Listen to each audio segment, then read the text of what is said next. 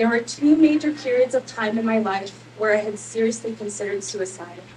And while people's reasons are much more complicated than any one reason, and actually a collective of different factors, which in suicide prevention we call layers of loss. The first time for me was when I was in a sexist, hostile work environment, and the second time was surrounding grief.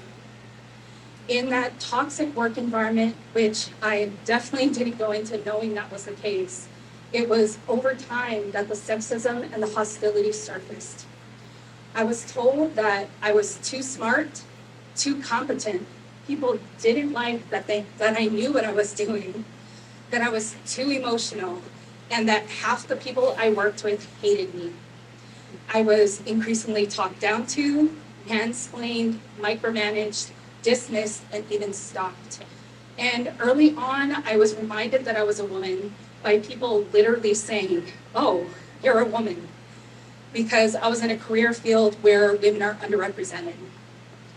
So despite those things, and because I loved what I did, and I stuck it out. But plus I knew that the other half of the people I worked with didn't hate me. And I had community partners as well who would say how much they appreciated me because I was making a positive impact for our island, and I was an inspiring role model for our women and girls. And because I could see and feel those things too, I stayed. But while on the outside, I was put together and I was putting together and leading these major projects and events, I was just pretending to be okay. On the inside and over time, it all wore on me.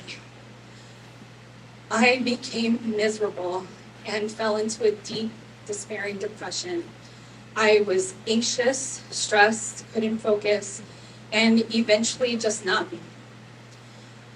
Physically, I started to fall apart, and I stopped brushing my long hair, and I didn't care about how I dressed anymore. Physically, my body just felt sluggish and heavy, like my limbs were made of iron, and it took all of my energy to just drag myself out of bed each day. And for the times when I just couldn't, and that thought and that dread of going into the office just overwhelmed me, I stayed home. But I ended up using up my sick leave, my vacation, or I just went unpaid.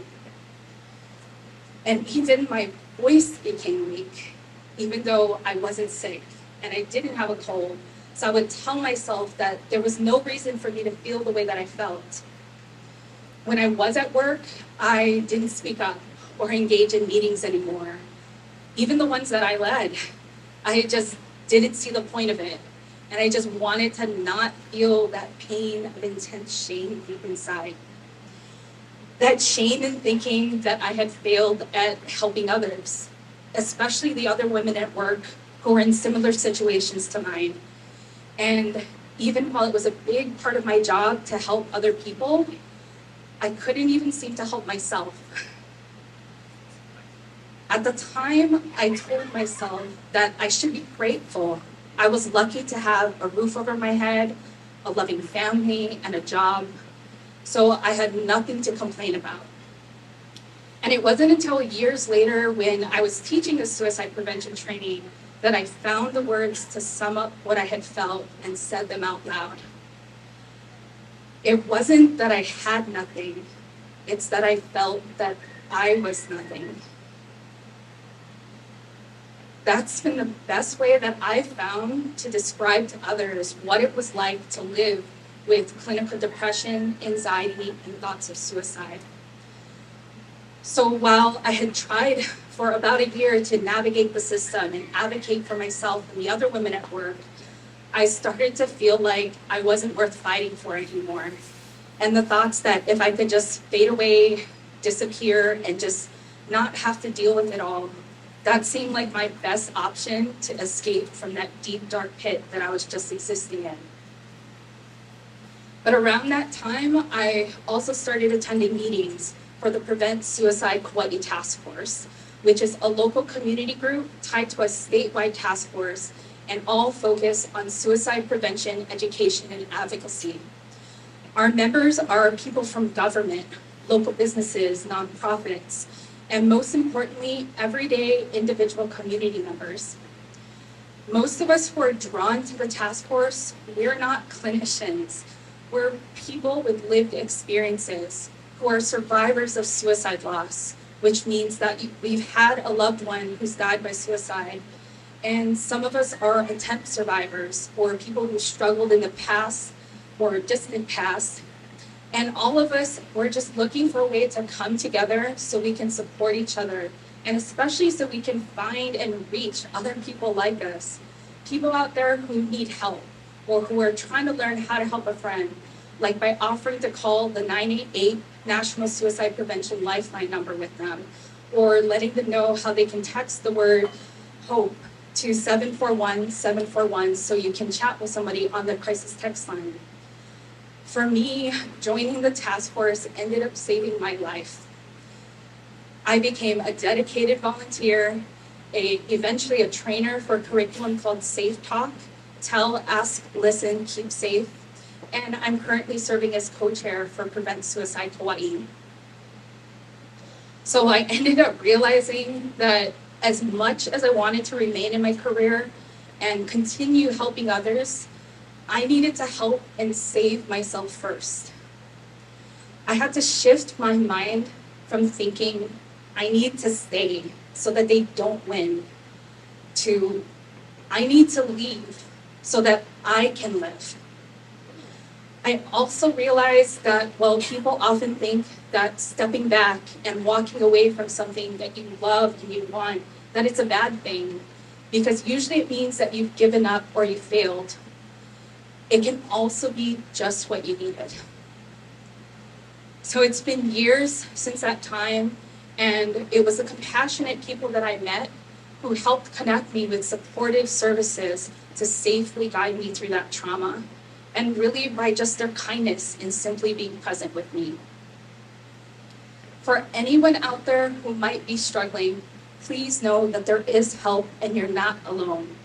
In the US, it's estimated that 1 in 20 people are having thoughts of suicide. But like you, most people don't really want to die.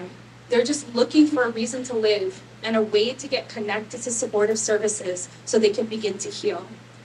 So this is why, to break the stigma that getting help is a sign of weakness and change it into a sign of strength, we need to shift our communities, our workplaces, our families, and ourselves to that mindset that it's okay to not be okay, and that there's no shame in getting help.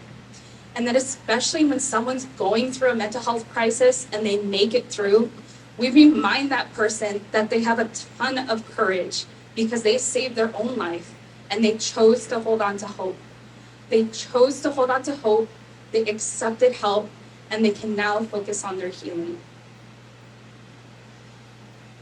The second period of time in my life where I was suicidal and in despair was when my Hawai'i sister Kyra was dying and then died of cancer at 34 years old.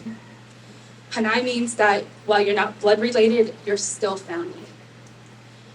On her birthday, Kyra ended up in the hospital and she was diagnosed with uterine cancer. The first time around, she did her treatments and she beat it.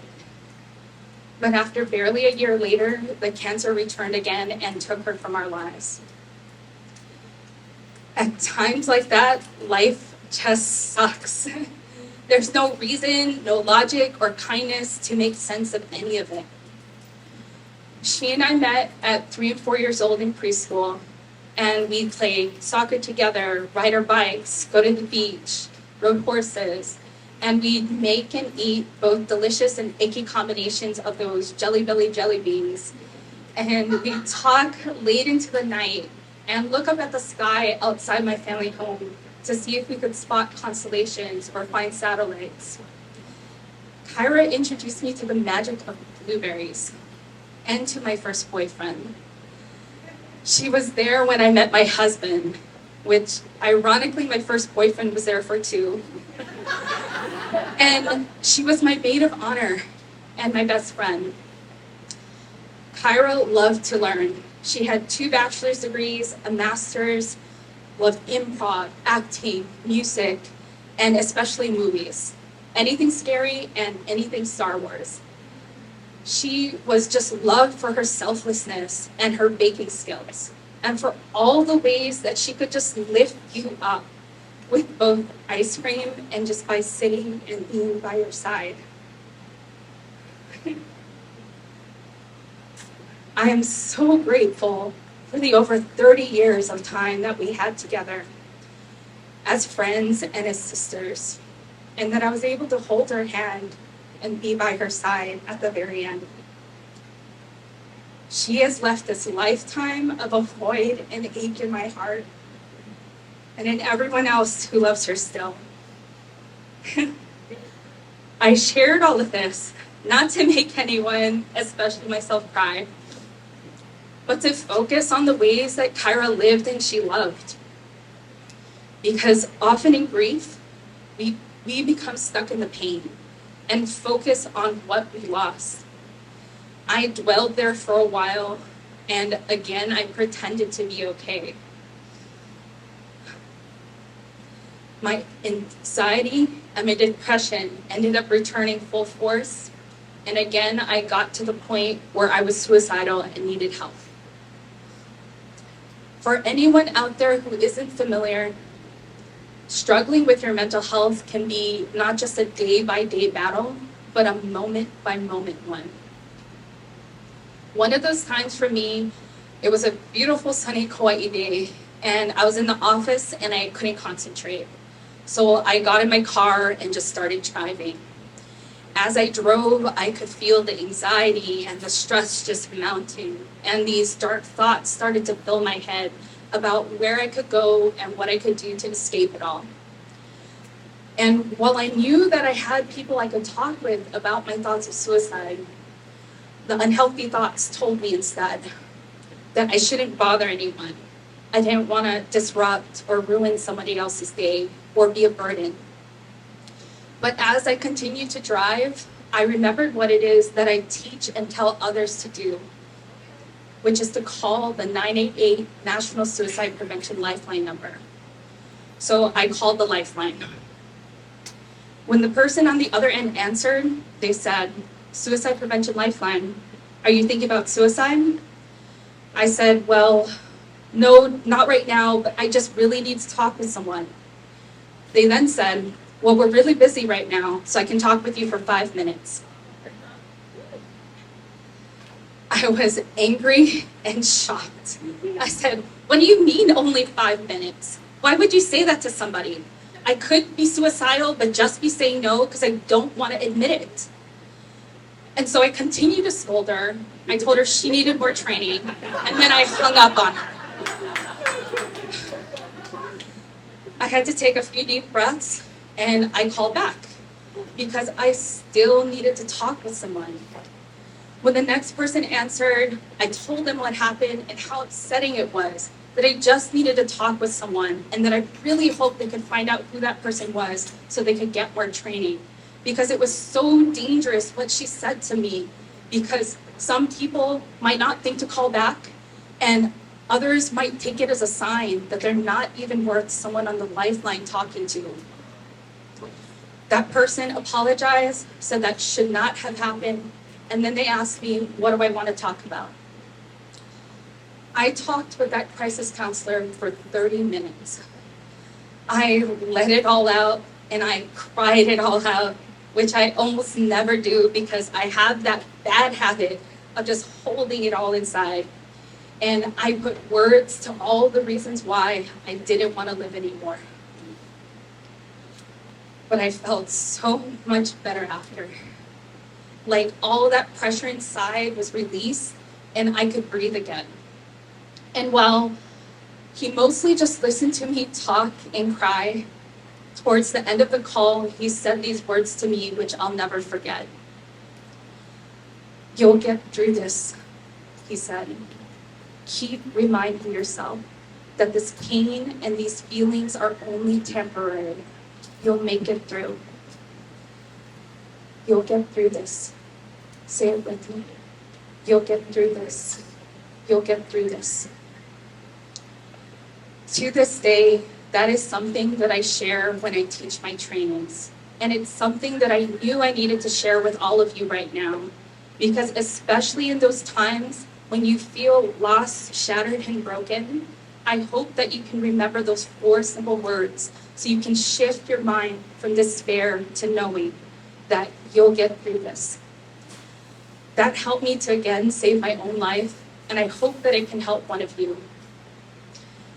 So it's been years now since that terrible workplace, and while I'm still on my grief journey and learning to navigate and transition into this new life of what it means to not have Kyra's physical presence here on this earth, I'm choosing to focus on our moments and our memories that we shared together. Because we thought that we were young and that we'd have more time to go to New York, eat pizza, be in the audience at SNL, and grow old together. But you literally never know how much time you have left and what the future holds. So please take the time and be present now. Reach out to your loved ones. Tell them and show them how much you care. When you think of them, send them a text, give them a call, video chat, visit each other, and just take the time and moments now. Because even through mental health struggles and grief, I say to remember the love and remember the moments, so you can once again hold on to hope, seek help, and begin your healing. And in these ways, we help ourselves and others, #HopeHelpHeal. And in these ways, we give ourselves that compassion and grace. And when we dare to share the experiences of our imperfect lives, even without knowing it, we help reduce stigmas, and we let others know that it's okay to not be okay, and that it's time to stop acting and to start being ourselves. Mahalo.